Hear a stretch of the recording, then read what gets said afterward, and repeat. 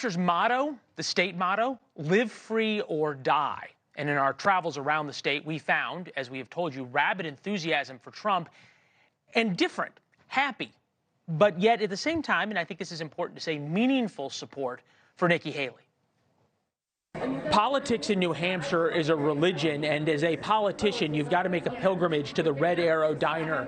And this is the topic of conversation, whether it's the week before the primary or not. And you can see all the people who have visited here. Everybody from Bill Clinton, Pete Buttigieg, obviously, who came here last time around when he was running. Nikki Haley's here. This is Hillary Clinton, so you can think about how long ago it was. A few pictures of Donald Trump. That looks like Adam Sandler, so not exactly a political visit. But it tells you how important retail politics in this state is. The joke is that people wake up their minds late because they wait not only to meet each candidate, but to spend time with each candidate. And in New Hampshire, that's possible. I'd like to see some younger people, some new blood, some people who are more in the middle. Wouldn't that be Nikki Haley?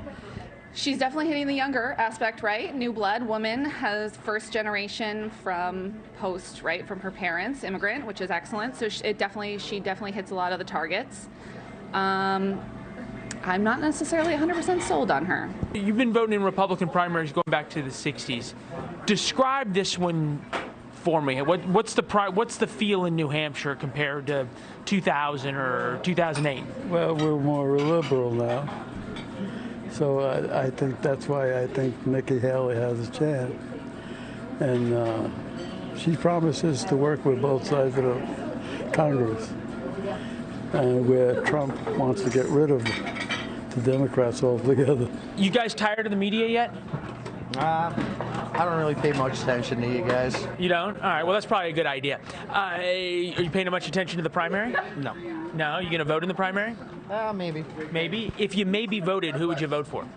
Probably Trump. Okay, so we got a maybe, probably. What has Donald Trump captured in New Hampshire? My heart. Oh, God. Okay.